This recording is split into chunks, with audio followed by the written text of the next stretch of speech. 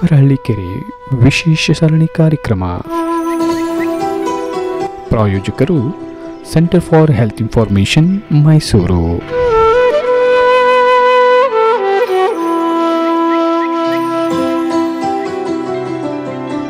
ತಜ್ಞ ವೈದ್ಯರ ಪ್ರತ್ಯೇಕ ಸಲಹೆಗಾಗಿ ಸಂಪರ್ಕಿಸಿ 9517234440.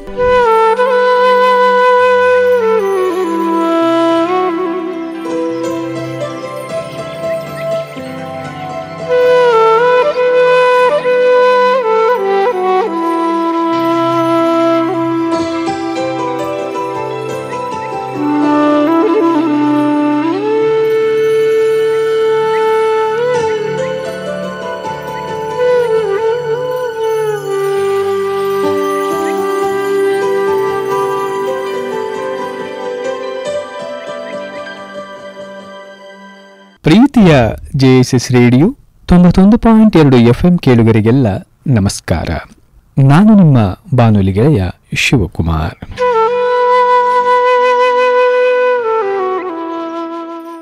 Centre for health information Mysuru ಇವರ ಪ್ರಾಯೋಜಕತ್ವದಲ್ಲಿ ಮೂಡಿಬರುತ್ತಿರುವ ಕುಕ್ಕರಹಳ್ಳಿ ಕೆರೆ ಕುರಿತ ವಿಶೇಷ ಸರಣಿ ಕಾರ್ಯಕ್ರಮಕ್ಕೆ ಆತ್ಮೀಯವಾದ ಸ್ವಾಗತ.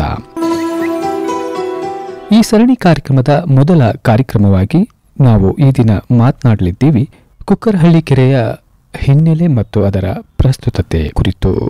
ಈ ವಿಷಯ ಕುರಿತು ಮಾತನಾಡಲಿಕ್ಕೆ ಈ ದಿನ ನಮ್ಮ ಜೊತೆಗಿದ್ದಾರೆ ಮೈಸೂರಿನ ಜಲತಜ್ಞರಾದ ಶ್ರೀ UN ರವಿಕುಮಾರ್ ಅವರು. ಬನ್ನಿ ಅವರನ್ನು ಕಾರ್ಯಕ್ರಮಕ್ಕೆ ಸ್ವಾಗತಿಸೋಣ. ಸರ್, ಕಾರ್ಯಕ್ರಮಕ್ಕೆ ಆತ್ಮೀಯವಾದ ಸ್ವಾಗತ. ನಮಸ್ಕಾರ.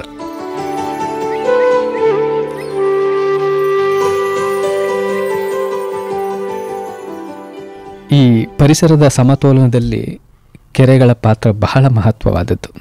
ಅಂತಹ ಮಹತ್ವವಾದ ಕೆರೆಗಳ ಕುರಿತು ಈ ದಿನ ತಾವು ಮಾತನಾಡಲಿಕ್ಕೆ ಬಂದಿರೋದು ಬಹಳ ಸಂತೋಷವಾದ ವಿಚಾರ. ಅದರಲ್ಲೂ ಮೈಸೂರಿನ ಕುಕ್ಕರಹಳ್ಳಿ ಕೆರೆ ಸಾಕಷ್ಟು ಮಹತ್ವವನ್ನು ಹೊಂದಿದೆ, ಹಿನ್ನೆಲೆಯನ್ನು ಹೊಂದಿದೆ. ಅಂತಹ ಕೆರೆಯ ಕುರಿತು, ಅದರ ಹಿನ್ನೆಲೆ ಮತ್ತು ಪ್ರಸ್ತುತತೆ ಕುರಿತು ನಮ್ಮ ಜೊತೆ ಹಂಚಿಕೊಳ್ಳಲಿಕ್ಕೆ ತಾವಿರೋದು ಬಹಳ ಸಂತೋಷವಾದ ವಿಚಾರ. ಹಾಗಾಗಿ ಮತ್ತೊಮ್ಮೆ ತಮಗೆ ಈ ಕಾರ್ಯಕ್ರಮಕ್ಕೆ ಸ್ವಾಗತವನ್ನು ಬಯಸ್ತೇನೆ. ನಮಸ್ಕಾರ. ಸರ್, ಮೊದಲಿಗೆ ಕುಕ್ಕರಹಳ್ಳಿ ಕೆರೆ ನಿರ್ಮಾಣವಾದದ್ದು ಯಾವಾಗ? ಇದರ ಈ ನಿರ್ಮಾಣದ ಕರ್ತೃ ಯಾರು? ದಯವಿಟ್ಟು ಇದರ ಬಗ್ಗೆ ತಿಳಿಸ್ಕೊಡಿ. ನಾವು ಸ್ವಲ್ಪ ಹಿಂದೆ ಹೋಗಿ ನೋಡಿದ್ರೆ 1799ರಲ್ಲಿ ಟಿಪ್ಪು ಸುಲ್ತಾನ್ನ ಸೋಲಾಯಿತು. ಸೊ ಅದಾದ ನಂತರ ಮೈಸೂರು ಸಂಸ್ಥಾನ ರಾಜಮನೆತನ, ಒಡೆಯ ರಾಜಮನೆತನಕ್ಕೆ ಹಸ್ತಾಂತರ ಆಯಿತು ಬ್ರಿಟಿಷರಿಂದ. ಆ 30 ವರ್ಷ ಟಿಪ್ಪು ಸುಲ್ತಾನ್ನ ಆಡಳಿತದಲ್ಲಿ ಹೆಚ್ಚು ಗಮನ ಯುದ್ಧಗಳು ಮತ್ತೆ ನೆಲೆಯನ್ನು ವಿಸ್ತಾರಗೊಳಿಸುವಂಥ ಕೆಲಸದಲ್ಲಿ ಆಗ್ತಾ ಇತ್ತು. ವ್ಯವಸಾಯ ಸ್ವಲ್ಪ ಹಿನ್ನೆಲೆ ಹೋಗಿತ್ತು. ಆಗಿನ ರಾಜ್ಯಗಳು ಅದರ ಮುಖ್ಯ ಕೆಲಸ ಅಂದ್ರೇನೆ ವ್ಯವಸಾಯ, ಅದರ ಮೇಲೆ ಅದೇ ಬೆನ್ನೆಲುಬಾಗಿ. ಹಾಗಾಗಿ ಮೈಸೂರು ಸಂಸ್ಥಾನಕ್ಕೆ ಇದು ವರ್ಗಾವಣೆ ಆದ ನಂತರ ಟಿಪ್ಪು ಸುಲ್ತಾನ್ನ ದಿವಾನರಾಗಿದ್ದ ದಿವಾನ್ ಪೂರ್ಣಯ್ಯ ಅವರು ಮೈಸೂರು ದಿವಾನರು ಸಹ ಆಗ್ತಾರೆ. ಯಾಕೆಂದ್ರೆ ಅವ್ರಿಗೆ ಎಲ್ಲ ವಿಷಯ ಚೆನ್ನಾಗಿ ಗೊತ್ತಿದೆ, ಅವರು ನಿರ್ವಹಣೆಗೆ ಸಹಾಯ ಮಾಡ್ಬೋದು ಅಂತ. ಆವಾಗ ಮುಮ್ಮಡಿ ಕೃಷ್ಣರಾಜ ಒಡೆಯರ್ಗೆ 5 ವರ್ಷ ವಯಸ್ಸು. ಆವಾಗ ಅವ್ರನ್ನ ಪಟ್ಟಕ್ಕೆ ಕೂಡಿಸಿದಂಥದ್ದು ಪರಿಸ್ಥಿತಿ ಆಗ. ಸೊ ಆದ್ಯತೆ ಮೇಲೆ ಪೂರ್ಣಯ್ಯ ಅವರು ಮೈಸೂರಿಗೆ ನೀರು ಹೇಗೆ ತರೋದು, ಯಾಕೆಂದರೆ ಮೈಸೂರಾಗ ಒಂದು ಚಿಕ್ಕ ಊರು, ಒಂದು ಸಣ್ಣ ಪಟ್ಟಣ ಆಗಿತ್ತು. ಅದಕ್ಕೆ ಮುಖ್ಯವಾದ ನೀರಿನ ಆಸರೆ ಅಂದರೆ ಚಾಮುಂಡಿ ಬೆಟ್ಟದಿಂದ, ಆ ಜಲನಯನ ಪ್ರದೇಶದಿಂದ ಬಂದ ನೀರನ್ನ ತಡೆಯುವಂಥ ಕೆರೆಗಳು, ದೊಡ್ಡ ಕೆರೆ, ಕಾರಂಜಿ ಕೆರೆ ಮತ್ತು ಅಲ್ಲೇ ಗೊಬ್ಬಳಿ ಕೆರೆ ಅಂತಿದೆ. ಈ 3 ಕೆರೆಗಳಲ್ಲಿ ಯಾವಾಗಲೂ ನೀರು ಇರ್ತಾ ಇತ್ತು ವರ್ಷದಲ್ಲಿ. ಅದ್ರ ಸುತ್ತಮುತ್ತ ಅಥವಾ ಆ ನೀರನ್ನ ಬಳಕೆ ಮಾಡಿಕೊಂಡು ಮೈಸೂರಿಗೆ ನೀರಿನ ಒಂದು ತಾಣ ಆಗಿತ್ತು. ಸೊ ಏನಾದರೂ ಅಭಿವೃದ್ಧಿ ಆಗಬೇಕು ಊರು ಅಂದರೆ ನೀರಿನ ಆಗತ್ತೆ. ಮೈಸೂರ್ದು ಇನ್ನೊಂದು ವಿಶೇಷ ಅಂದರೆ ಇಲ್ಲಿ ಮಳೆ ಕಮ್ಮಿ, 790 ಮಿಲಿಮೀಟರ್ ಅಂದರೆ ಇದೊಂಥರ ಕುರ್ಚಲು ಕಾಡು, ಹುಲ್ಲುಗಾವಲು ಪ್ರದೇಶ. ಸೊ ಇಂಥ ಕಡೆ ವ್ಯವಸಾಯ ಮಾಡೋದು, ಮಳೆ ಆಶ್ರಯ ವ್ಯವಸಾಯ ಇದ್ದಿದ್ದು.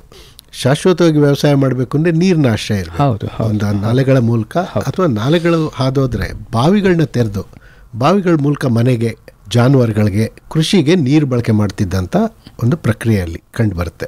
ಹೆಚ್ಚುವರಿ ನೀರು ಬೇಕು. ಮೈಸೂರದ್ದು ಇನ್ನೊಂದು ವಿಶೇಷ ಅಂದರೆ ಇದೊಂದು ಉಬ್ಬು ಪ್ರದೇಶದಲ್ಲಿದೆ. ಕಾವೇರಿ ಮತ್ತು ಕಬಿನಿ ಜಲಾನಯನ ಪ್ರದೇಶದ ಮಧ್ಯಭಾಗ ಆ ಉಬ್ಬು ಪ್ರದೇಶದಲ್ಲಿರೋದ್ರಿಂದ ಹೆಚ್ಚುವರಿ ನೀರು ಸಿಗೋದಿಲ್ಲ ಮೈಸೂರಲ್ಲಿ ಕೆರೆ ಮಾಡಲಿಕ್ಕೆ.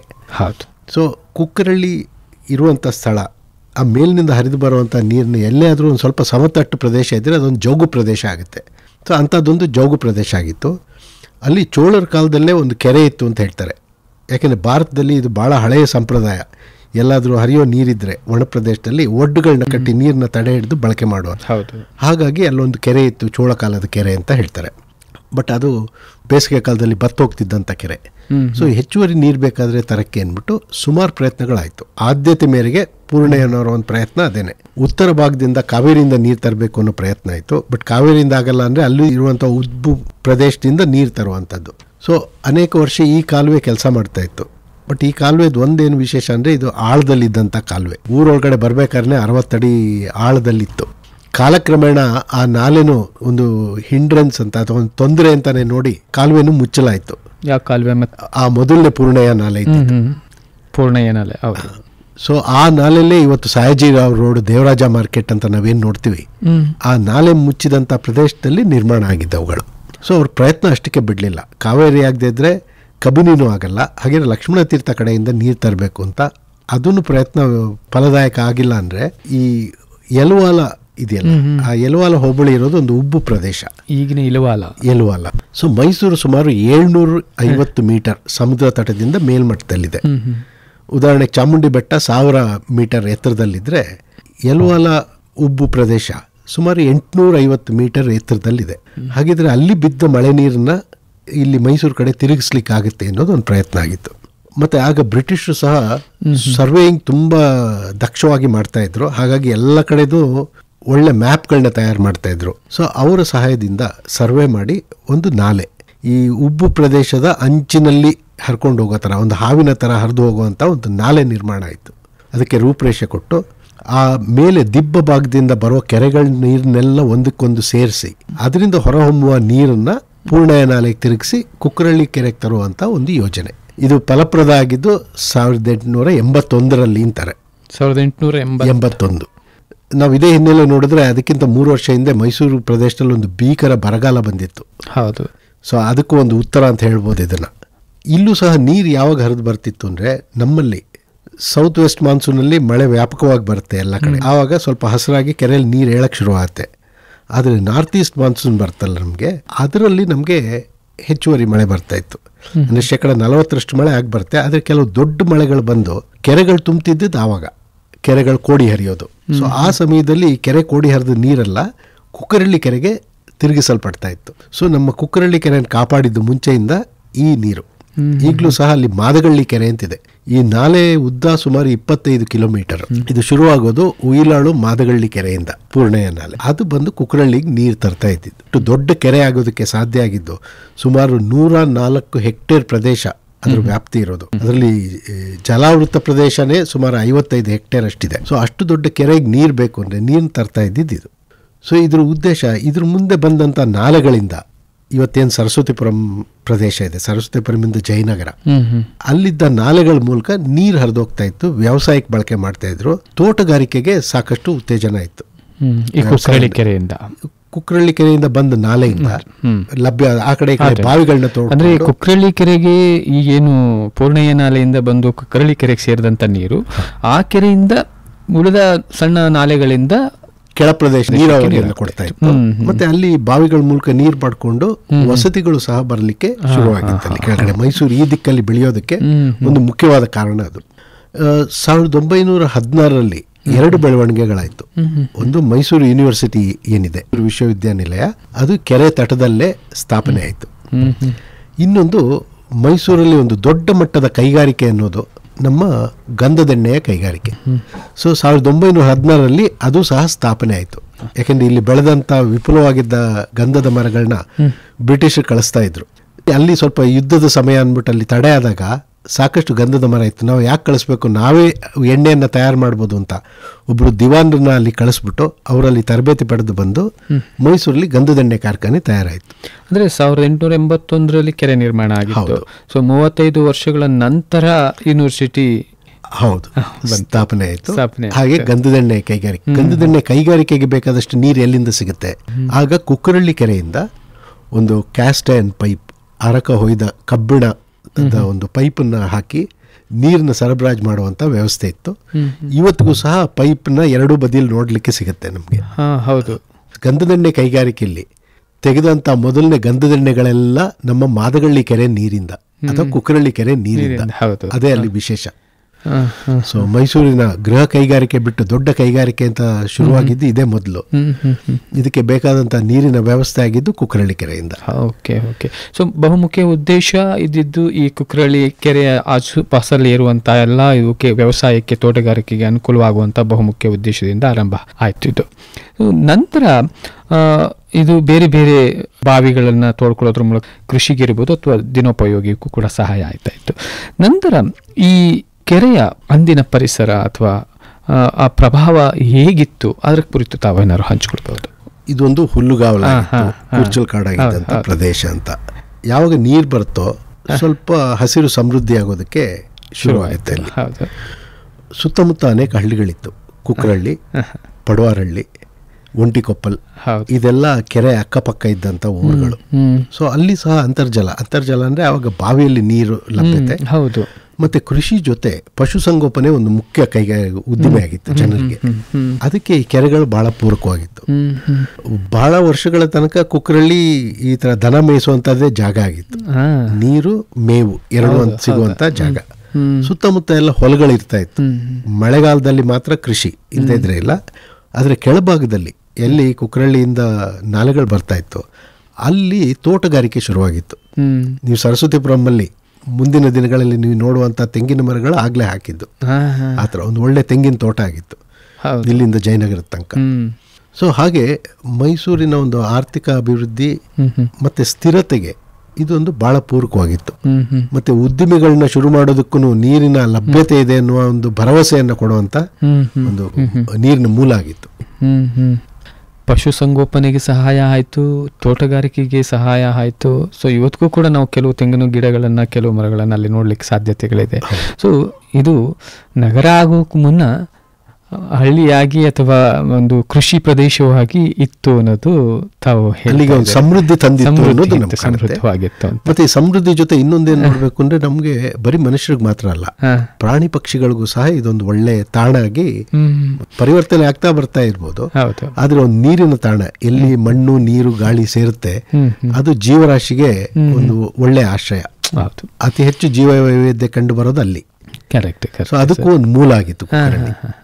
ಅದರ ಮೂಲ ಸಂಕೇತವಾಗಿ ಇವತ್ತು ನಮ್ಮ ಕುಕ್ಕರಳ್ಳಿ ಕೆರೆಯನ್ನು ನೋಡ್ತೀವಿ. ಬರೀ ಸಾಂಕೇತಿಕವಾಗಿ ನೋಡ್ಲಿಕ್ಕೆ ಸಾಧ್ಯ ಆಗಿದೆಯೇನೋ ಅಂತ ನನಗೆ ಅನಿಸುತ್ತೆ. ಆದರೆ ಅದಕ್ಕೆ ಮುಂಚೆ, ಇವತ್ತಿನ ಪರಿಸ್ಥಿತಿ ಮಾತನಾಡೋಕೆ ಮುಂಚೆನೆ, ಅದು 100 ವರ್ಷಗಳ ನಂತರ ಆ ಕೆರೆ ಆರಂಭ ಆದಮೇಲೆ 100 ವರ್ಷಗಳ ನಂತರ ಅದರ ಸ್ಥಿತಿ, ಪರಿಸ್ಥಿತಿ ಅಥವಾ ಜನಜೀವನದ ಕುರಿತು ತಾವು ಏನು ಹಂಚ್ಕೊಳ್ಳೋಕೆ ಇಷ್ಟಪಡ್ತೀವಿ? ಖಂಡಿತ. ಈ ಕೆರೆಯಿಂದ ಪ್ರಯೋಜನ ಅಂತ ಇವತ್ತೇನಾದ್ರೂ ನಾವು ನೋಡಿದ್ರೆ ಏನು ಆರ್ಥಿಕ ಪ್ರಯೋಜನ ಅಂತ ಮಾತ್ರ ನೋಡೋದು. ಆಗ ನಮಗೆ ಕೃಷಿಯಲ್ಲ ಏನಂದ್ರೆ ಆರ್ಥಿಕವಾಗೂ ಮುಖ್ಯ, ಹಾಗೆ ಜೀವನಾಧಾರ ಆಗಿದ್ದಂಥದ್ದು. ಬಟ್ ಈ ಕೆರೆ ಅಥವಾ ನೀರಿನ ಯಾವುದೇ ಮೂಲ ಆದರೆ ಅದರದ್ದೊಂದು ಮಹತ್ವವಾದ ಪಾತ್ರ ಇದೆ. ಜೀವರಾಶಿಯನ್ನು ಪೋಷಿಸುವಂಥ ಒಂದು ಕಾರ್ಯ ಅದಕ್ಕೆ. ಜೊತೆಗೆ ಅದಕ್ಕೆ ಪೂರಕವಾದಂಥ ಅನೇಕ ಉತ್ಪಾದನೆಗಳಿರುತ್ತೆ. ಮೇವಿರ್ಬೋದು, ಹಣ್ಣು ಹಂಪಲಿರ್ಬೋದು, ತರಕಾರಿಗಳು, ಇಂಥದಕ್ಕೆಲ್ಲ ಆಹಾರವನ್ನು ಉತ್ಪಾದನೆ ಮಾಡೋಕ್ಕೆ, ಅಂದರೆ ಜೀವವನ್ನು ಪೋಷಿಸುವಂಥ ಒಂದು ಮುಖ್ಯವಾದ ಕೆಲಸವನ್ನು ಮಾಡುತ್ತೆ. ನಾವು ಇದನ್ನು ಒಂದು ಪರಿಸರದ ಪೂರಕ ವ್ಯವಸ್ಥೆ ಅಂತ ಕರಿತೀವಿ. ಎನ್ವಿರಾನ್ಮೆಂಟಲ್ ಸರ್ವೀಸಸ್ ಅಂತ. ಇದು ಒಂದು ತಾಯಿ ಮನೆಯಲ್ಲಿ ಕೆಲಸ ಮಾಡಿದಾಗೆ, ಅದಕ್ಕೆ ಬೇರೆ ಬೆಲೆ ಅಂತಿರಲ್ಲ. ಅದಿಲ್ಲದೆ ಇದ್ರೆ ಅದು ನಡೆಯೋದಿಲ್ಲ. ಸೊ ಕೆರೆದು ಅದೊಂದು ಮುಖ್ಯ ಪಾತ್ರ ಆಗಿತ್ತು. ಸೊ ಆ ಪಾತ್ರ ಆಗ್ಲೂ ನಿರ್ವಹಣೆ ಮಾಡ್ತಾ ಇತ್ತು, ಈಗಲೂ ನಿರ್ವಹಣೆ ಮಾಡ್ತಾ ಇದೆ. ಹಿಂದಿಗಿಂತ ಈಗ ಪ್ರಸ್ತುತ ಇನ್ನು, ಯಾಕೆಂದರೆ ಇಂಥ ನೈಸರ್ಗಿಕ ಪ್ರದೇಶಗಳೇ ಕಮ್ಮಿ ಆಗಿದ್ದಾಗ ಇದು ಒಂದು ಕೊನೆಯದಾಗಿ ಉಳಿದಂಥ ಪ್ರದೇಶ. ಬಟ್ ಬದಲಾವಣೆ ಹೇಗಾಯಿತು ಅಂದರೆ, ಇದು ನೀರಿನ ಮೂಲ ಆದಾಗ ಜನ ಎಲ್ಲ ಕೈ ಮುಗಿತಾ ಇದ್ರು ಇದನ್ನು. ಕಾವೇರಮ್ಮ ಅಂತಾನೆ ಇದನ್ನು ಕರಿತಾ ಇದ್ರು, ಗಂಗೆ. ನಮಗೆ ಕಳೆದ ಶತಮಾನದ ಮೊದಲ ಭಾಗದಲ್ಲಾದಂಥ ಒಂದು ಬದಲಾವಣೆ ಅಂದರೆ ಕೈಗಾರಿಕೀಕರಣ. ಅದರ ಹಿನ್ನೆಲೆಯಲ್ಲಿ ವಿದ್ಯುತ್ ಶಕ್ತಿ ಬಂತು. ಮೈಸೂರಿಗೆ ವಿದ್ಯುತ್ ಶಕ್ತಿ ಬಂದಾಗ ನೀರನ್ನ ನದಿ ಪಾತ್ರದಿಂದ ಅಥವಾ ನದಿ ನಾಲೆಯಿಂದ ಪಂಪ್ ಮಾಡಿ ಮೈಸೂರಿಗೆ ಸರಬರಾಜು ಮಾಡುವಂಥ ವ್ಯವಸ್ಥೆ. ಸೊ ಮೊದಲು ನಲ್ಲಿ ನೀರಿನ ವ್ಯವಸ್ಥೆ ಮೈಸೂರಿನಲ್ಲಿ ಬಂತು ಆಗ. ಹೌದು. ಇದು ಬಂದ ಸ್ವಲ್ಪವೇ ಸಮಯದಲ್ಲಿ ಜನರ ಒಂದು ಮನೋಭಿಪ್ರಾಯನೇ ಬದಲಾಗುತ್ತೆ. ಹಿಂದೆ ಗಂಗೆ ಅಂತ ಪೂಜೆ ಮಾಡ್ತಾ ಇದ್ದಿದ್ದನ್ನ ಮರೆತು ಬಿಡ್ತಾರೆ. ನಲ್ಲಿಲಿ ಬಂದಿದ್ದ ನೀರೇ ಗಂಗೆ ಆಗೋದ್ಲು. ಸೊ ಈ ರೀತಿ ಅನೇಕ ವರ್ಷಗಳಾಗ್ತಾ ಬಂದಾಗ ನಮಗೆ ನೀರಿನ ಮೂಲ ಯಾವುದು ಅಂತಾನೆ ಮರೆತು ಬಿಡ್ತೀವಿ. ಯಾವ್ಯಾವ್ದು ನಮ್ಮನ್ನು ಪೋಷಣೆ ಮಾಡ್ತಾ ಇದ್ದೋ ಅದನ್ನ ನಾವು ಮರೆತು ಬಿಡಕ್ಕೆ ಶುರು ಮಾಡ್ತೀವಿ. ನಮಗೆ ಸುಲಭವಾಗಿ ಸಿಗೋಕೆ ಶುರು ಮಾಡಿದ್ಮೇಲೆ ಇವೆಲ್ಲ ಶುರು ಆಯ್ತು. ಬಟ್ ಇದರದ್ದು ಇನ್ನೊಂದು ಸಮಸ್ಯೆ ಏನು ಉದ್ಭವ ಆಗುತ್ತೆ ಅಂದರೆ, ಬಳಕೆ ಮಾಡಿದ ನೀರು ಏನಾಗುತ್ತೆ, ನಾವು ಒಮ್ಮೆ ಬಳಕೆ ಮಾಡಿದ ನೀರು ಮಾರನೇ ದಿವಸದಕ್ಕೆ ಕೆಲವೇ ಕ್ಷಣಗಳಲ್ಲಿ ಚರಂಡಿ ನೀರಾಗಿ ಹೊರಗಡೆ ಬರುತ್ತೆ. ಅದು ಎಲ್ಲಿಗೆ ಹೋಗುತ್ತೆ? ಬಟ್ ಈ ನಗರೀಕರಣದ ಭರದಲ್ಲಿ ಅದಕ್ಕೆ ಹೆಚ್ಚು ಗಮನ ಕೊಡೋದಿಲ್ಲ ನಾವು. ಹೋದ್ರೆ ಸಾಕು, ಅಂದ್ರೆ ನಮ್ ಕೆಲಸ ಆಗ್ಬೇಕು ಇವತ್ತು ಅನ್ನೋ ಹತ್ರ. ನೀರ್ ಬಂತು, ನೀರ್ ಬಳಕೆ ಆದ್ಮೇಲೆ ಅದು ಹೋಗೋದು ಎಲ್ಲಿಗೆ? ಹರಿದು ಹೋಗಿ ನಮ್ಮ ಹಳ್ಳ ಕೊಳ್ಳ, ನಮ್ಮ ನದಿಗಳನ್ನೇ ಸೇರುತ್ತೆ ಅಥವಾ ನಮ್ಮ ಕೆರೆಗಳನ್ನ ಸೇರುತ್ತೆ. ಸೊ ಈ ನಗರೀಕರಣದ ಭರದಲ್ಲಿ ಇದ್ರ ಬಗ್ಗೆ ಹೆಚ್ಚು ಯಾರು ಗಮನ ಕೊಡಲಿಕ್ಕೆ ಹೋಗಿಲ್ಲ. ಇನ್ನೊಂದು ಬದಲಾವಣೆ ನಾವು ನೋಡೋದು ಅಂದರೆ, ಹಿಂದೆ ಜನ ಒಂದು ಜೀವನ ಮಾಡಬೇಕು ಅಂದರೆ ಸಮುದಾಯ ಜೀವಿಯಾಗಿ ಜೀವನ ಮಾಡ್ತಾ ಇದ್ದಿದ್ದು. ಇಲ್ಲದಿದ್ರೆ ಅದು ಒಬ್ಬೊಬ್ಬಟ್ಟಿಗರಾಗಿ ಜೀವನ ಮಾಡಕ್ಕೆ ಸಾಧ್ಯ ಇರ್ತಾ ಇರಲಿಲ್ಲ, ಸಾಂಘಿಕ ಬಾಳು. ಬಟ್ ನಗರೀಕರಣ ಆಗ್ತಾ ಇದ್ದಾಗ ಇದರಲ್ಲಿ ತುಂಬಾ ಇಂಡಿವಿಜುವಲಿಸ್ಟಿಕ್ ಅಥವಾ ಬರೀ ವೈಯಕ್ತಿಕವಾದ ಗೈನ್ಸ್ ಅಥವಾ ಲಾಭವನ್ನು ನೋಡೋದಕ್ಕೆ ಶುರು ಮಾಡ್ತೀವಿ. ಸೊ ಇದಕ್ಕೆ ಪೂರಕವಾದ ಬೆಳವಣಿಗೆ ಅಂದರೆ ನಗರೀಕರಣ. ಸೊ ನಮಗೆ ಮೊದಲು 100 ವರ್ಷದಲ್ಲಿ ನಮ್ಗೆ ಹೆಚ್ಚು ಬದಲಾವಣೆ ಕಾಣಲ್ಲ. ಕುಕ್ಕರಳ್ಳಿ ಕೆರೆಗೆ ನೀರು ಬರ್ತಾ ಇತ್ತು, ಸುತ್ತಮುತ್ತ ಪ್ರದೇಶದಿಂದ ಬಳಕೆ ಆಗ್ತಾ ಇತ್ತು. ಈ ಬಳಕೆ ಕಮ್ಮಿ ಆಗಕ್ಕೆ ಶುರುವಾಯಿತು ಯಾವಾಗ ನಮಗೆ ಇದರಿಂದ ನೀರು ಬರಕ್ಕೆ ಶುರುವಾಯಿತು, ಕಾವೇರಿಯಿಂದ. ಮತ್ತೆ ಮುಂದೆ 70ರ ದಶಕದ ನಂತರ ಕೊಳವೆ ಬಾವಿಗಳು ಬರಕ್ಕೆ ಶುರುವಾಯಿತು. ಎಲ್ಲೆಂದರಲ್ಲಿ ನೀರು ಸಿಗುತ್ತೆ ಅನ್ನುವಂಥ ಒಂದು ಮನೋಭಿಪ್ರಾಯ. ಅದು ಸಹ ನಮ್ಮ ನೀರಿನ ಮೇಲಿನ ಒಂದು ಅಭಿಪ್ರಾಯವನ್ನೇ ಬದಲಾವಣೆ ಮಾಡ್ತು. ನೀರು ಎಲ್ಲಿ ಬೇಕಾದರೂ ಪಡ್ಕೋಬಹುದು ಅನ್ನೋ ಥರ ಒಂದು ಅದರ ಮೇಲೆ ಗೌರವ ಅಥವಾ ಆದ್ಯತೆಯ ಕೊರತೆ ಆಯಿತು. ಸೊ ತಂತ್ರಜ್ಞಾನ ಒಂದು ಮದವನ್ನು ಕೊಡುತ್ತೆ. ಹಿಂದೆಯಿಂದ ನಡೆದು ಬಂದ ಸಂಪ್ರದಾಯ ಸಂಸ್ಕೃತಿ, ನೀರನ್ನು ಜೋಪಾನ ಮಾಡುವಂಥದ್ದು ಎಲ್ಲೋ ಮರೆಯೋ ಥರ ಆಗ್ತಾ ಬಂತು. ಸೊ ಹಾಗಾಗಿ ಚರಂಡಿ ನೀರಿನ ಸಮಸ್ಯೆ ಜಾಸ್ತಿ ಆಗ್ತಾ ಬಂತು. ಸೊ ಕುಕ್ಕರಳ್ಳಿಯ ಜಲಾನಯನ ಪ್ರದೇಶವಾಗಿದ್ದಂಥ ಒಂಟಿಕೊಪ್ಪಲ್ಲಿರ್ಬೋದು, ಈಗ ಯಾದವಗಿರಿ ಆ ಉಬ್ಬು ಪ್ರದೇಶಗಳೇನಿದೆ ಅಲ್ಲಿ ನಗರೀಕರಣ ಆಗ್ತಾ ಇತ್ತು. ಅಲ್ಲಿಯ ಚರಂಡಿ ನೀರು ಬಂದು ಕೆರೆಗೆ ಸೇರುವಂಥ ವ್ಯವಸ್ಥೆ ಶುರುವಾಗಿತ್ತು. ಸೊ ನಮಗೆ 70ರ ದಶಕ 80ರ ದಶಕದಲ್ಲಿ ಇದ್ರ ಪ್ರಭಾವ ಹೆಚ್ಚು ಕಂಡು ಬರಕ್ಕೆ ಶುರುವಾಯಿತು. 80ರ ದಶಕ 1980ರ ದಶಕದ ಮೊದಲ ಕೆಲ ವರ್ಷಗಳು ಬರಗಾಲ ಪೀಡಿತ ಪ್ರದೇಶ ಆಗಿತ್ತು. ನಮಗೆ ರಾಜಕೀಯವಾಗಿ ಸಹ ಆವಾಗ ಬಹಳ ಪ್ರಭಾವ ಬೀರಿತ್ತು. 84-85ಕ್ಕೆ ಒಳ್ಳೆ ಮಳೆ ಬಂದ ನಂತರ ಕೆರೆ ಮಟ್ಟ ಜಾಸ್ತಿ ಆಯಿತು. ಬಟ್ ಆ ಸಮಯದಲ್ಲಿ ಹೆಚ್ಚು ಚರಂಡಿ ನೀರು ಬರಕ್ಕೆ ಶುರುವಾಗಿತ್ತು.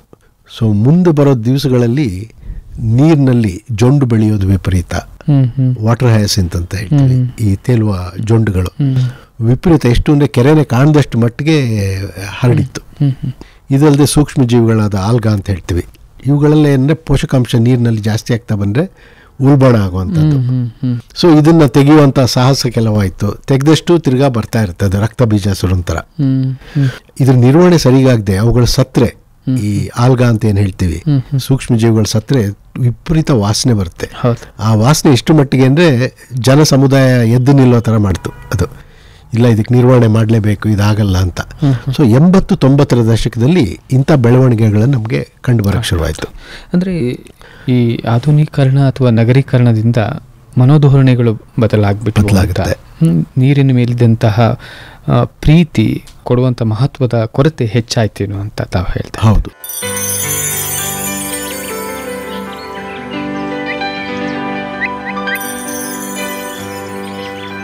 ಕುಕ್ಕರಹಳ್ಳಿ ಕೆರೆ ವಿಶೇಷ ಸರಣಿ ಕಾರ್ಯಕ್ರಮ. ಪ್ರಾಯೋಜಕರು centre for health information, Mysuru.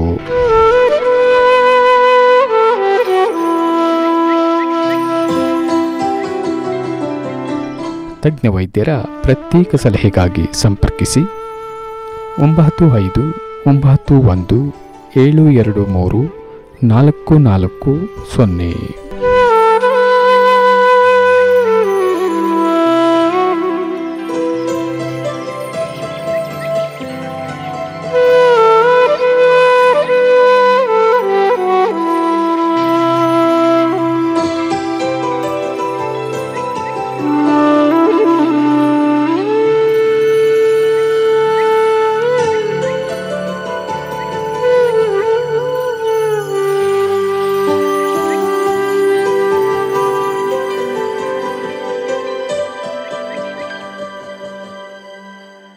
Sir, ಏನೆಲ್ಲ ಬದಲಾವಣೆಗಳಾದವು 100 ವರ್ಷಗಳ ನಂತರ ಅನ್ನೋದ್ರ ಕುರಿತು ತಾವು ಹೇಳ್ತಾ ಇದ್ರಿ. ಸೊ ಹಾಗೆ ಹೇಳಿದ್ರಿ, ಮೈಸೂರು ವಿಶ್ವವಿದ್ಯಾನಿಲಯ ಆರಂಭ ಆಯಿತು. ಆವಾಗ ಅಂತ ಹೇಳಿದ್ರಿ. ಆ ಮೈಸೂರು ವಿಶ್ವವಿದ್ಯಾನಿಲಯಕ್ಕೂ ಈ ಕುಕ್ಕರಳ್ಳಿ ಕೆರೆಗೂ ಏನು ಸಂಬಂಧ, ಆ ಸಂಬಂಧಗಳ ಬಗ್ಗೆ ತಾವೇನಾದರೂ ಹಂಚ್ಕೊಳ್ಬೋದು? ಕೆರೆ ನಿರ್ಮಾಣ ಆದಮೇಲೆ ಯೂನಿವರ್ಸಿಟಿ 1916 ಅಲ್ಲಿ ನಿರ್ಮಾಣ ಆಯಿತು ಅಂತ ಅಲ್ಲಿದ್ದ ಅನೇಕ ವಿದ್ವಾಂಸರಿಗೆ, ಕವಿಗಳಿಗೆ, ಪರಿಸರ ಪ್ರಿಯರಿಗೆ ಇದೊಂದು ಸ್ಫೂರ್ತಿದಾಯಕ ಕ್ಷೇತ್ರನೇ ಆಗಿತ್ತು. ಆದ್ರಿಂದ ಮೈಸೂರಿನಲ್ಲಿ ಎಲ್ಲ ಕ್ಷೇತ್ರದಲ್ಲೂ ಒಳ್ಳೆ ವಿದ್ವತ್ ಬರೋದಕ್ಕೆ ಇದೊಂದು ಮುಖ್ಯ ಕಾರಣ. ಕುವೆಂಪು ಅವರೇ ಹೇಳ್ತಾ ಇದ್ರು ಅವ್ರಿಗೆ ಇದೊಂದು ಸೋರ್ಸ್ ಆಫ್ ಇನ್ಸ್ಪಿರೇಷನ್ ಅಂತ ಇಲ್ಲಿ ಬಂದ್ರೆ.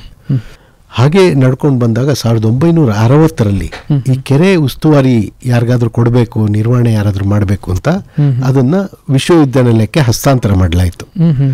ಸೊ ಆವತ್ತಿಂದ ಇವತ್ತಿನ ತನಕ ಈ ಕೆರೆ ನಿರ್ವಹಣೆ ಜವಾಬ್ದಾರಿ ಇರೋದು ಮೈಸೂರು ವಿಶ್ವವಿದ್ಯಾನಿಲಯದ ಮೇಲೆ.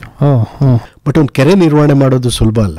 ಒಂದು ವಿಸ್ತಾರವಾದ ಪ್ರದೇಶ, ಬೇರೆ ಬೇರೆ ತರಹ ಸಮುದಾಯಗಳು ಸುತ್ತಮುತ್ತ ಇರೋದ್ರಿಂದ ನಿರ್ವಹಣೆ ಮಾಡೋದು ಒಂದು ಸವಾಲಿನ ವಿಷಯ. ಅದು ಅವರು ಕಷ್ಟಪಟ್ಟು ಪ್ರಯತ್ನ ಮಾಡ್ಕೊಂಡು ಬಂದಿದ್ದಾರೆ.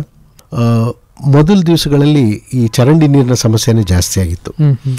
ವಿಶ್ವವಿದ್ಯಾನಿಲಯದ ವಿದ್ವಾಂಸರೇ ಒಂದು ಹೇಳ್ತಾ ಇದ್ರು 1900 ಸಮಯದಲ್ಲಿ ಕೆರೆ ಹೀಗೆ ಇದ್ರೆ ಇನ್ನು 10 ವರ್ಷದಲ್ಲಿ ಈ ಕೆರೆನೇ ನಾಶ ಆಗೋಗುತ್ತೆ, ಆ ಥರ ಪ್ರಿಡಿಕ್ಷನ್ ಇತ್ತು.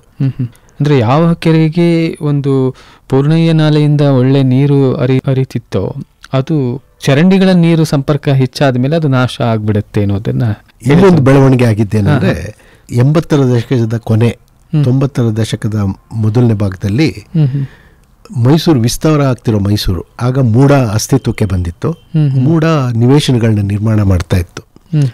ಮೊದಲ ಬಾರಿಗೆ ಯಂತ್ರೋಪಕರಣಗಳನ್ನ ಉಪಯೋಗ ಮಾಡಿ ನಿವೇಶನ ಬಡಾವಣೆಗಳನ್ನ ನಿರ್ಮಾಣ ಮಾಡೋದಾಗಿತ್ತು. ಅದುವರೆಗೆ ಬರೀ ಕೈಕೂಲಿ ಮನುಷ್ಯರ ಲೇಬರ್ ಆಗ್ತಾ ಇದ್ದಂಥದ್ದು.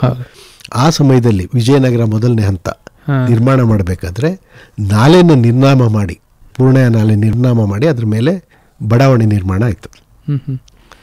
ಸೊ ಕೆರೆಗೆ ಒಂದು ಏಟ್ ಬೀಳೋದಕ್ಕೆ ಇದು ಒಂದು ಮುಖ್ಯ ಕಾರಣ.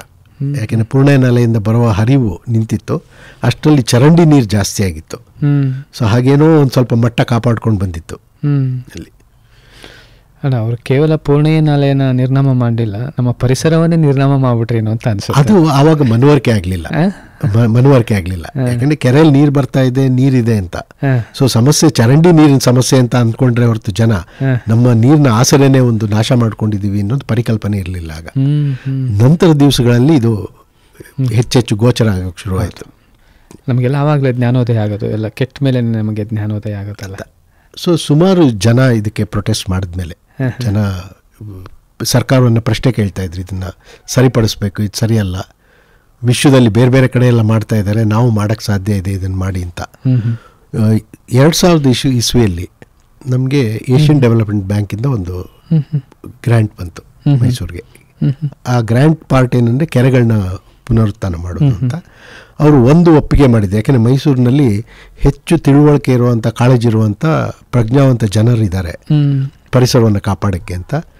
ಅವರು ಕೆರೆಗಳನ್ನ ನಾವು, ಯಾಕೆಂದರೆ ಬೆಂಗಳೂರಲ್ಲಿ ಕೆರೆಗಳು ಹೋಗಿ ತೊಟ್ಟಿಗಳಾಗಿ ಪರಿವರ್ತನೆ ಆಗಿದೆ. ಅಲ್ಲಿರೋ ಜೀವ ವೈವಿಧ್ಯತೆ ಎಲ್ಲ ಹೋಗಿ ಬರೀ ಒಂದು ನೀರಿನ ತಾಣ ಮಾತ್ರ ಆಗಿದೆ. ಮೈಸೂರಲ್ಲಿ ಅದಾಗಬಾರ್ದು, ಇದಕ್ಕೆ ಪರಿಸರ ಪೂರಕವಾಗಿರಬೇಕು ಅಂದರೆ ಅದಕ್ಕೂ ಒಪ್ಪಿ ಕುಕ್ಕರಳ್ಳಿ ಕೆರೆಯನ್ನು ಒಂದು ಕೈಗೆತ್ಕೊಂಡ್ರು. ಆ ಸಮಯದಲ್ಲಿ ಕುಕ್ಕರಳ್ಳಿ ಕೆರೆಗೆ ಒಂದು ದೊಡ್ಡ ಬದಲಾವಣೆಗಳಾಯಿತು. ಮೊದಲನೇ ಬದಲಾವಣೆ ಅಂದರೆ ರಕ್ಷಣೆ, ಅದಕ್ಕೆ ಬೇಲಿ ಹಾಕಿ ರಕ್ಷಣೆ. ಇಲ್ಲದ್ರೆ ಎಲ್ಲ ಕಡೆಯಿಂದ ಅದೊಂದು ದನ ಮೇಯೋ ಜಾಗನೇ ಆಗಿತ್ತು, ಹಾಗಾಗಿ ಹುಲ್ಲುಗಾವಲು. ಈ ಪರಿವರ್ತನೆ ಆದ ನಂತರ ಅಲ್ಲಿ ಮರಗಿಡಗಳನ್ನ ನೆಟ್ಟು ರಕ್ಷಣೆ ಮಾಡುವಂಥ ಕೆಲಸ ಆಯಿತು. ಸುಮಾರು ವರ್ಷಗಳಲ್ಲಿ ಮಣ್ಣಿನ ಸವಕಳಿ ತಡೆಯೋದು, ಇವುಗಳ ಮೇಲೆ ಗಮನ ಹರಿಸಿ ಅದಕ್ಕೆ ಬೇಕಾದಂಥ ಸಮಾನಾಂತರ ಪಾತಿಗಳು, ಮರಗಳನ್ನ ಹಾಕೋದು, ಇಂಥ ಕೆಲಸಗಳನ್ನು ಆಗ್ತಾ ಬಂತು. ಎರಡನೇದು, ಅಲ್ಲಿ ಜನ ನಡೆಯೋದಕ್ಕೆ ಅಂತ ದಾರಿ ಮಾಡಿದ್ರು. ಈ ಸಮಯದಲ್ಲಿ ಕುಕ್ಕರಳ್ಳಿ ಕೆರೆಯ ಉದ್ದೇಶನೇ ಬದಲಾಗ್ತಾ ಇತ್ತು.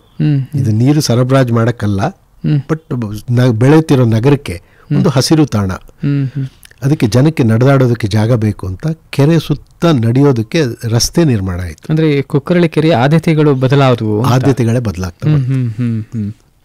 ಸೊ ಅದಕ್ಕೆ ದಾರಿ ಆಯಿತು. ಇನ್ನು ಕೆಲವು ಪಾರ್ಕ್ಗಳನ್ನು ಬಂತು, ನೀವೇ ನೋಡಿರ್ಬೋದು. ಮತ್ತೆ ಜನ ಬರೋದಕ್ಕೆ ಅದಕ್ಕೆ ಶೌಚಾಲಯಗಳ ನಿರ್ಮಾಣ, ಈ ರೀತಿ. ಸೊ ನಿಮ್ಗೆ ನೋಡಿದ್ರೆ ಜನರ ಜನ ಸಮುದಾಯಕ್ಕೆ ಹೆಚ್ಚು ನೆರವಾಗಬೇಕು ಅನ್ನೋದಿತ್ತು. ಆದರೆ ಪರಿಸರವನ್ನು ಗಮನದಲ್ಲಿ ಇಟ್ಕೊಂಡೇ ಮಾಡಬೇಕಾಯ್ತು. ಬಟ್ ಎಷ್ಟೇ ನೀವು ಈ ಥರ ಅಭಿವೃದ್ಧಿ ಅಂದ್ರೆ ಪರಿಸರಕ್ಕೆ ಎಲ್ಲೋ ಒಂದು ಧಕ್ಕೆ ಆಗುತ್ತೆ. ಯಾಕೆಂದರೆ ಬರೋ ಜನರ ಸಂಖ್ಯೆ ಜಾಸ್ತಿ ಆದರೆ ಅದರದ್ದೇ ಒಂದು ಒತ್ತಡ ಇವತ್ತಿಗೂ ಸಹ ಕುಕ್ಕರಳ್ಳಿ ಮೇಲೆ ಸಾಕಷ್ಟಿದೆ. ಆದರೆ ಎಲ್ಲೋ ಇದನ್ನು ಬ್ಯಾಲೆನ್ಸನ್ನು ಕಾಪಾಡೋದಕ್ಕೆ ಪ್ರಯತ್ನಗಳು ನಡೆದಿದೆ. ಬಟ್ ಇನ್ನೂ ವೈಜ್ಞಾನಿಕವಾಗಿ ಮಾಡೋದಕ್ಕೆ ಸಾಧ್ಯ ಇದೆ, ಅದಿನ್ನೂ ಆಗಿಲ್ಲ. ಸರ್, ಆದ್ಯತೆಗಳು ಬದಲಾದವು ಕುಕ್ಕರಳ್ಳಿ ಕೆರೆಯದು, ಆದರೆ ಇದರ ಪಾವಿತ್ರ್ಯತೆ ಅಥವಾ ಶುದ್ಧತೆ ಇತ್ತು, ಇದನ್ನು ಕಳ್ಕೊಂತ ಅಥವಾ ಜಲಮಾಲಿನ್ಯ ಹೆಚ್ಚಾಯಿತು ಅಂತ ಅಂತೀರಾ? ಈ ಜಲಮಾಲಿನ್ಯ ಹೆಚ್ಚಾಗಲಿಕ್ಕೆ ಹೇಗೆ ಶುರುವಾಗಿದ್ದು ಮತ್ತು ಪ್ರಸ್ತುತತೆ ಬಗ್ಗೆ ದಯವಿಟ್ಟು. ನಗರೀಕರಣದ ಒಂದು ಲಕ್ಷಣ ಅಂದರೆ ನೀರಿಲ್ಲದೆ ನಗರ ಬೆಳೆಯೋದಕ್ಕೆ ಸಾಧ್ಯ ಇಲ್ಲ. ಯಾವಾಗ ನೀರು ಬರೋಕ್ಕೆ ಶುರುವಾಗುತ್ತೋ ನೀರಿನ ಹೇರಳವಾದ ಬಳಕೆ, ಹಿಂದೆಗಿಂತ 3 ಪಾಲು ಜಾಸ್ತಿ ಬಳಕೆ ಮಾಡೋಕ್ಕೆ ಶುರು ಮಾಡ್ತೀವಿ. ಚರಂಡಿ ನೀರಿನ ಒಂದು ಹೊರಹೊಮ್ಮುವಿಕೆ ಶುರುವಾಗುತ್ತೆ. ಅದಕ್ಕೇನು ವ್ಯವಸ್ಥೆ ಮಾಡಿಲ್ಲದೆ ಇದ್ದಾಗ ಅದು ಹೋಗಿ ನಮ್ಮ ನದಿ ಮೂಲಗಳನ್ನ ಸೇರುತ್ತೆ ಅಥವಾ ಕೆರೆ ಮೂಲಗಳನ್ನ ಸೇರುತ್ತೆ ಅಂತ. ಮೈಸೂರು ಕುಕ್ಕರಳ್ಳಿ ಕೆರೆಯಲ್ಲೂ ಆಗಿದ್ದು ಅದೇನೆ, ಅದಾಗ್ತಾ ಬಂತು. ಈ ಏಷ್ಯನ್ ಡೆವಲಪ್ಮೆಂಟ್ ಬ್ಯಾಂಕ್ ನಿಮ್ಗೆ ಹೇಳಿದೆ, ಬೇರೆದ್ರ ಜೊತೆ ಚರಂಡಿ ನೀರನ್ನು ತಿರುಗಣೆ ಮಾಡುವಂಥ ವ್ಯವಸ್ಥೆ ಆಯಿತು. ಪೈಪ್ಲೈನ್ ಹಾಕಿ ಅಲ್ಲಿ ಬರ್ತಾ ಇದ್ದಂಥ ಹೆಚ್ಚುವರಿ ಚರಂಡಿ ನೀರನ್ನ ಮುಂದಕ್ಕೆ ತೊಗೊಂಡೋಗಿ ಸಂಸ್ಕರಣೆಗೆ ಕಳಿಸುವಂಥ ವ್ಯವಸ್ಥೆ ಆಯಿತು. ಆಗ ಚರಂಡಿ ನೀರು ಸಹ ಬರೋದು ಕಮ್ಮಿ ಆಯಿತು. ಬಟ್ ಈಗಲೂ ಬರ್ತಾ ಇದೆ, ಯಾಕೆಂದರೆ ಹಳೆ ವ್ಯವಸ್ಥೆಯಲ್ಲಿ ಕೆಲವನ್ನ ತಿರುಗಿಸ್ಲಿಕ್ಕೆ ಆಗದೆ ಇರುವಂಥ ಮೂಲಗಳಿದೆ. ಅಂಥದ್ರಿಂದ ಹರಿದು ಬರುವಂಥ ಒಂದು ಸಣ್ಣ ಪ್ರಮಾಣದ ಚರಂಡಿ ನೀರು ಇವತ್ತು ಬರ್ತಾ ಇದೆ. ಕುಕ್ಕರಳ್ಳಿ ಕೆರೆ ಆರೋಗ್ಯವನ್ನು ಈಗಲೂ ಸಹ ಕಾಡ್ತಾ ಇದೆ. ಅದು ಅದನ್ನು ಪರಿಷ್ಕರಣೆ ಮಾಡಿ ಶುದ್ಧೀಕರಿಸಿ ನಂತರ ಬಿಡಲಿಕ್ಕೆ ಸಾಧ್ಯತೆ ಇಲ್ವಾ? ಅದು ಖಂಡಿತ ಸಾಧ್ಯತೆ ಇದೆ. ಬಟ್ ಇಲ್ಲೇನಂದ್ರೆ ಮೊದಲನೇದು ಅಂದರೆ ಒಂದು ಡಿನೇಯಲ್ ಅಂತ, ಇದು ಇಲ್ವೇ ಇಲ್ಲ ಅಂತ ಹೇಳ್ತಾರೆ. ಯಾಕೆಂದ್ರೆ ಕಾರ್ಪೊರೇಷನ್ ಅನೇಕ ಯೋಜನೆಗಳನ್ನ ಮಾಡಿದೆ ತಿರುಗಣೆ ಮಾಡಲಿಕ್ಕೆ. ಅದೆಲ್ಲ ಆದ್ಮೇಲೆ ಇದು ಉಳ್ಕೊಂಡಿದೆ ಅಂತ ಅವ್ರು ಒಪ್ಪೋದಕ್ಕೂ ಇಷ್ಟಪಡಲ್ಲ, ಇದು ಇಲ್ವೇ ಇಲ್ಲ ಅಂತ. ಬಟ್ ಹತ್ರ ಹೋದಾಗ ಹೌದು ಇಲ್ಲೊಂದು ಅಲ್ಲೊಂದು ಇದೆ ಅಂತ. ಅದಕ್ಕೆ ಮಾಡಬೇಕಾದಂಥ ಜಾಗ, ಸಂಪನ್ಮೂಲ, ಬಟ್ ಅದೆಲ್ಲದಕ್ಕಿಂತ ಹೆಚ್ಚು ಮನೋಬಲ ಬೇಕು ಅದಕ್ಕೆ. ಯಾಕೆಂದ್ರೆ ಇದನ್ನು ಮಾಡಿದ್ರೆ ಮಾತ್ರ ಆಗಲಿಲ್ಲ, ಅದ್ರ ನಿರ್ವಹಣೆ ಬೇಕು. ನಮ್ಮಲ್ಲಿ ನಮ್ಮ ದೇಶ, ನಮ್ಮ ರಾಜ್ಯದಲ್ಲೂ ಈ ನಿರ್ವಹಣೆ ಬಂದಾಗ ಚರಂಡಿ ನೀರಿನ ವ್ಯವಸ್ಥೆಗೆ ಭಾಳ ಹಿಂದೆ ಇದ್ದೀವಿ. ಕರೆಕ್ಟ್. ಅದಕ್ಕೆ ಅದೊಂದು ಹೆಚ್ಚು ಭರವಸೆ ಮೂಡಿಸುವಂಥದ್ದಲ್ಲ. ಆದರೂ ಇದು ಗಮನಕ್ಕೆ ತರಲೇಬೇಕು. ತಮ್ಮಂಥ ಪರಿಸರಜ್ಞಾನಿಗಳು ಅಥವಾ ನಮ್ಮಂಥ ಸಾಮಾನ್ಯ ಜನರು ಕೂಡ ಇದನ್ನು ಅವರ ಗಮನಕ್ಕೆ ತರಲಿಲ್ಲ ಅಂದರೆ ಇದು ಮುಂದೆ ಅದು ಮಾಲಿನ್ಯ ಹೆಚ್ಚಾಗುವಂಥ ಸಾಧ್ಯತೆಗಳು ಹೆಚ್ಚಾಗುತ್ತೆ. ಅದಕ್ಕೆ ಇದ್ದಂಥ ಪಾವಿತ್ರ್ಯತೆ ಕೊರತೆ ಹೆಚ್ಚಾಗಿಬಿಡುತ್ತೆ. ಸೊ ಹಾಗಾಗಿ ದಯಮಾಡಿ ಈ ಕಾರ್ಯಕ್ರಮಗಳು ಕೇಳುವಾಗಲಾದರೂ ಜನರು ಹೆಚ್ಚೆತ್ತುಕೊಳ್ಬೇಕಾಗತ್ತೆ, ಅಥವಾ ಅಧಿಕಾರಿ ವರ್ಗ ಕೂಡ ಇದ್ರ ಬಗ್ಗೆ ಹೆಚ್ಚೆತ್ತುಕೊಂಡು, ಇದು ಕೇವಲ ಅಧಿಕಾರ ಅನ್ನೋದಕ್ಕಿಂತ ನನ್ನ ಸಾಮಾನ್ಯ ಜನರಾಗಿ ನನ್ನ ಜವಾಬ್ದಾರಿ, ನನ್ನ ಕೆರೆಗಳನ್ನು ಸಂರಕ್ಷಿಸ್ಕೋಬೇಕು, ಪರಿಸರವನ್ನು ಶುದ್ಧವಾಗಿ ಇಡಬೇಕು ಅನ್ನೋದು ಪ್ರತಿಯೊಬ್ಬರ ಜವಾಬ್ದಾರಿ.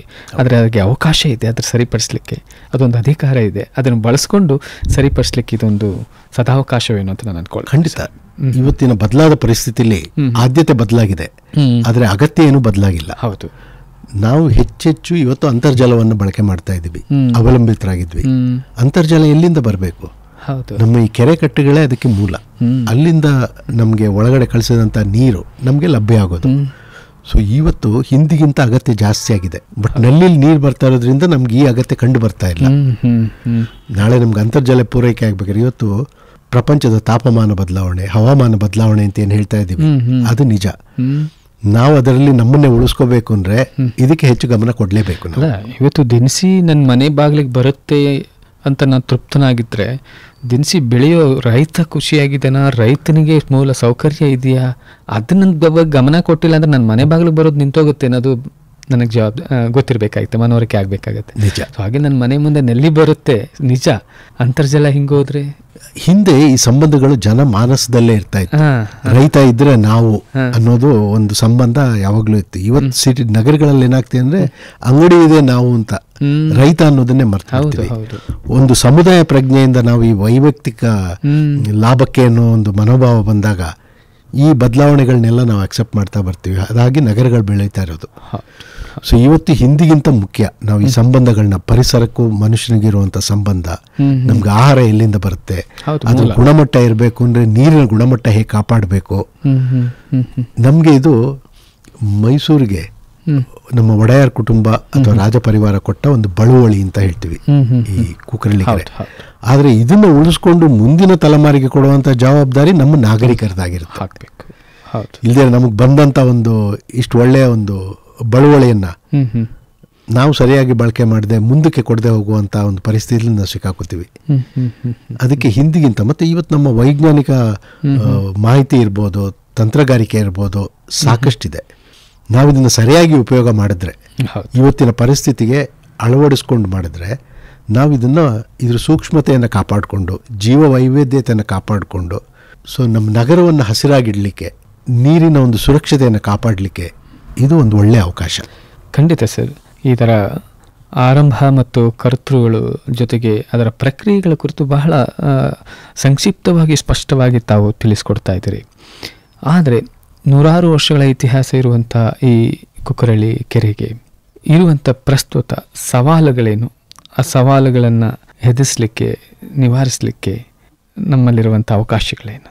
ಈ ಬದಲಾದ ಪರಿಸ್ಥಿತಿಯಲ್ಲಿ ನಮ್ಮ ಮುಂದೆ ಒಂದು ಕಾಡುವ ಪ್ರಶ್ನೆ ಅಂದರೆ, ಕುಕ್ಕರಳ್ಳಿ ಕೆರೆ ಒಣಗೋಗ್ತಾ ಇದೆಯಾ, ಕುಕ್ಕರಳ್ಳಿ ಕೆರೆಗೆ ಸಾಕಷ್ಟು ನೀರು ಬರ್ತಾ ಅಂತ. ನಾವು ನಮ್ಮ ತಜ್ಞರನ್ನು ಕೇಳಿದ್ರೆ ಅವ್ರು ಹೇಳೋದು ಹೌದು, ಕುಕ್ಕರಳ್ಳಿ ಕೆರೆಯಲ್ಲಿ ನೀರು ಕಮ್ಮಿ ಆಗ್ತಾ ಇದೆ, ಮುಂದಿನ ದಿನಗಳಲ್ಲಿ ಒಣಗುವಂಥ ಪರಿಸ್ಥಿತಿ ಬರುತ್ತೆ ಅಂತ. ಸೊ ನಮ್ಮ ಆದ್ಯತೆ ಅದು, ಕುಕ್ಕರಳ್ಳಿ ಕೆರೆಗೆ ಶುದ್ಧವಾದ ನೀರು ಬರೋ ಥರ ಏನು ವ್ಯವಸ್ಥೆ ಮಾಡಬೇಕು ಅನ್ನೋದು. ನಮಗೆ ಇದಕ್ಕಿರುವಂಥ ಜಲಾನಯನ ಪ್ರದೇಶ ಭಾಳ ಸೀಮಿತವಾದದ್ದು. ಸುಮಾರು 3.7 ಚದರ ಕಿಲೋಮೀಟರ್ ಇದೆ. ನಾವು ಈಗ ಪೂರ್ಣೆಯ ನಾಲೆಯ ಕೊನೆಯ 5 ಕಿಲೋಮೀಟರ್ನ ಕಾಪಾಡಿ ಅಲ್ಲಿಂದ ನೀರು ಬರೋ ಥರ ಮಾಡಿದ್ರು ಕುಕ್ಕರಳ್ಳಿ ಕೆರೆಗೆ ಸಾಕಷ್ಟು ನೀರು ಬರುತ್ತೆ. ನಾವು ಕುಕ್ಕರಳ್ಳಿ ಕೆರೆಗೆ ಕಾವೇರಿ ಕಬಿನಿಯಿಂದ ನೀರು ತಂದು ತುಂಬಿಸ್ಲಿಕ್ಕೆ ಆಗಲ್ಲ, ಅದು ಸುಸ್ಥಿರನೂ ಅಲ್ಲ. ಈ ಮಳೆ ನೀರನ್ನ ಇಲ್ಲಿ ಬರಲಿಕ್ಕೆ ಅವಕಾಶ ಮಾಡಲಿಕ್ಕಾಗತ್ತೆ. ಇದರಿಂದ ಮಾಡಿದ್ರೆ ಒಂದು ಕುಕ್ಕರಳ್ಳಿ ಕೆರೆಗೆ ನೀರಿರುತ್ತೆ, ನಮ್ಮ ಅಂತರ್ಜಲ ಜೀವರಾಶಿ ಸಂರಕ್ಷಣೆ ಆಗುತ್ತೆ. ಅದ್ರ ಜೊತೆ ಈ ಕೆಳಭಾಗ ಇದೆಯಲ್ಲ, ಇವತ್ತು ಗಂಗೋತ್ರಿ ಲೇಔಟ್ ಇರ್ಬೋದು, ಜನತಾನಗರ, ಪ್ರತಿ ವರ್ಷ ಅಲ್ಲಿ ಪ್ರವಾಹದ ಹಾವಳಿ ಆಗ್ತಾ ಇದೆ. ಈ ಪೂರ್ಣೆಯ ನಾಲೆ ಪುನರುಜ್ಜೀವಗೊಳಿಸೋದ್ರಿಂದ ಆ ಪ್ರವಾಹದ ಹಾವಳಿ ಕಮ್ಮಿ ಆಗುತ್ತೆ ಅಲ್ಲಿ. ಸೊ ಹಾಗಾಗಿ ನಮಗೆ ಅನೇಕ ಪ್ರಯೋಜನಗಳು ಇದರಿಂದ ಬರುತ್ತೆ. ಸೊ ಅದು ಒಂದು ಆದ್ಯತೆ. ಎರಡನೇದು ನಮ್ಮ ಏರಿಯಾ ಸುರಕ್ಷತೆ. ಇದ್ರ ವಿನ್ಯಾಸದ ಒಂದು ವಿಶೇಷತೆ ಏನಂದ್ರೆ, ನಾಲೆಯಿಂದ ಕೆರೆಗೆ ನೀರು ಬರ್ತಾ ಇದ್ದಿದ್ದು ಮಾತ್ರ ಅಲ್ಲ, ಹೆಚ್ಚುವರಿ ನೀರನ್ನ ಹೊರಗಡೆ ತಗೊಂಡೋಗಕ್ಕೂ ಸಹ ನಾಲೆಯ ಬಾಯಿ ಹತ್ರನೇ ಒಂದು ವ್ಯವಸ್ಥೆ ಇತ್ತು. ನೀರು ಹೆಚ್ಚಾದಾಗ ನೀರು ಅಲ್ಲಿಂದನೇ ತಿರುಗಿಸಲ್ಪಟ್ಟು, ಇವತ್ತು ಸರಸ್ವತಿಪುರಂ 4th ಮೇನಲ್ಲಿ ಏನು ಚರಂಡಿ ಇದೆ ಅದು ತಗ್ಗು ಪ್ರದೇಶ, ಅಲ್ಲಿಗೆ ಹೋಗಿ ಮುಂದೆ ಹರಿದೋಗ್ತಾ ಇತ್ತು ಪ್ರವಾಹದ ನೀರು. ನೀವು ಕುಕ್ಕರಳ್ಳಿ ವಿಶೇಷತೆ ಏನಂದ್ರೆ, ನೀವು ಏರಿ ಮೇಲೆ ನೋಡಿದ್ರೆ ಎಲ್ಲೂ ಸಹ ನೀರು ಹೊರಹಾಕಲಿ ವ್ಯವಸ್ಥೆನೇ ಇಲ್ಲ. ಇದು ವ್ಯವಸ್ಥೆ ಇದ್ದಿದ್ದು. ಇವತ್ತು ಇದು ನಿರ್ವಹಣೆ ಇಲ್ಲದೆ, ಇದು ಸರಿಯಾಗಿಲ್ಲದೆ ಇದು ಕೆಲಸ ಮಾಡ್ತಾ ಇಲ್ಲ. ಆದ್ಯತೆ ಮೇರೆಗೆ ಅದನ್ನ ಸರಿಪಡಿಸಬೇಕು, ಹೆಚ್ಚುವರಿ ನೀರು ಹೊರಗಡೆ ಹೋಗಕ್ಕೆ. ಯಾಕೆಂದ್ರೆ ಯಾವತ್ತೋ ಒಂದು ವಿಪರೀತ ಮಳೆ ಆದ್ರೂ ಕುಕ್ಕರಳ್ಳಿ ಕೆರೆ ಏರಿ ಮೇಲೇನೆ ಪ್ರವಾಹ ಬೀರ್ಲಿಕ್ಕೆ ಸಾಧ್ಯ ಇದೆ. ಮೂರನೇದು ಏರಿಯ ಆರೋಗ್ಯ. ಈಗ 3 ವರ್ಷ ಹಿಂದೆ ಕೆರೆ ಮಟ್ಟ ಜಾಸ್ತಿ ಆದಾಗ ನಮ್ಗೆ ಕಂಡು ಬರ್ತಾ ನೀರು ಜಿನುಕ್ತಾ ಇರೋದು ಕಂಡು ಬಂದಿತ್ತು ಬಂಡಲ್ಲಿ. ಸೊ ಇದನ್ನ ಪರಿಶೀಲನೆ ಮಾಡಿ ಅದನ್ನ ಸರಿಪಡಿಸೋದು, ಸುರಕ್ಷತೆ, ನಗರದ ಸುರಕ್ಷತೆ ದೃಷ್ಟಿಯಿಂದ ಅದನ್ನ ಮಾಡಬೇಕು. ಮತ್ತೆ 4ನೇ ಆದ್ಯತೆ ಅಂದ್ರೆ, ಹೆಚ್ಚುವರಿಯಾಗಿದ್ದ ನೀರನ್ನ ಸಮರ್ಪಕವಾಗಿ, ಈಗ ಪ್ರತಿ ವರ್ಷ ಏನಾಗುತ್ತೆ, ನೀರು ಬಂದಾಗ ಸುಮಾರು ತೊಂದರೆ ಉಂಟಾಗ್ತಾ ಇದೆ ಅಲ್ಲಿ, ಅದಾಗದೇ ಇದ್ದಂಗೆ ಸುರಕ್ಷಿತವಾಗಿ ಹೊರಗಡೆ ಕಳಿಸುವಂತ ವ್ಯವಸ್ಥೆ. ಅದಕ್ಕಿದ್ದಂಥ ಚರಂಡಿಗಳು ಸಹ ಇವತ್ತು ಒಳ್ಳೆ ವ್ಯವಸ್ಥೆಯಲ್ಲಿ ಇಲ್ಲ. ನೀವಲ್ಲೇ ನೋಡ್ತಾ ಹೋದ್ರೆ ಕೆಲವರ ಚರಂಡಿ ಮೇಲ್ಗಡೆನೆ ಪಾರ್ಕ್ ಸಹ ಮಾಡಿಬಿಟ್ಟಿದ್ದಾರೆ ಮನೆಗಳ ಮುಂದೆ. ಸೊ ಇದು ನಾಳೆ ನಮ್ಗೆ ಬಹಳ ತೊಂದರೆ ಆಗುತ್ತೆ ಪ್ರವಾಹ ಬಂದಾಗ. ಸೊ ಇದನ್ನ ಸಮರ್ಪಕವಾಗಿ ನಿರ್ವಹಣೆ ಮಾಡೋದು ಇವತ್ತೊಂದು ಆದ್ಯತೆ. ಇಷ್ಟು ಮಾಡಿದ್ರೆ ಕುಕ್ಕರಳ್ಳಿ ಕೆರೆ ಒಂದು ಒಳ್ಳೆ ತಾಣವಾಗಿ ತನ್ನ ಜೀವನ ಉಳಿಸ್ಕೊಂಡು ಮುಂದೆ ಬರಲಿಕ್ಕೆ ಸಾಧ್ಯ ಆಗುತ್ತೆ.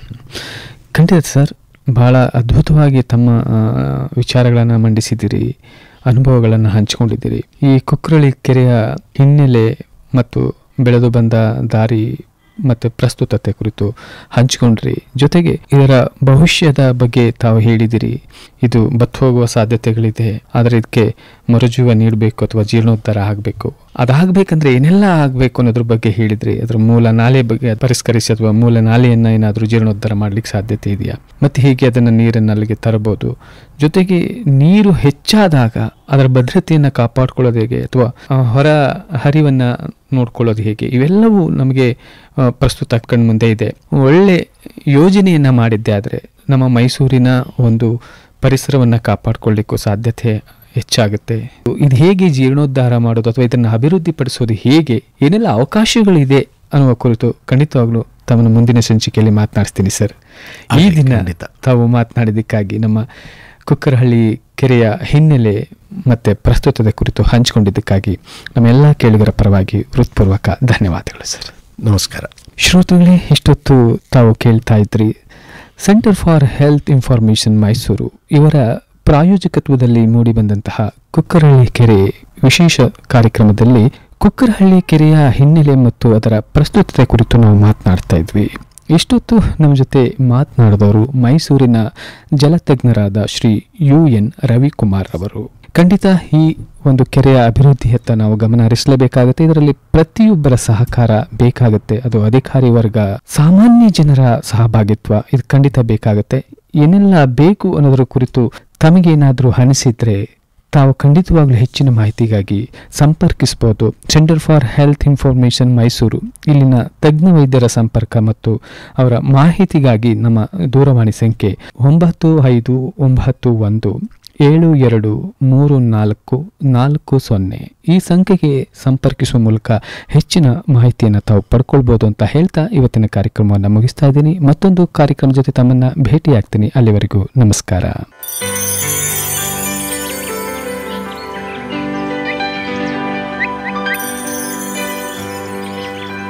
ಕುಕ್ಕರಹಳ್ಳಿ ಕೆರೆ ವಿಶೇಷ ಸರಣಿ ಕಾರ್ಯಕ್ರಮ. ಪ್ರಾಯೋಜಕರು centre for health information Mysuru.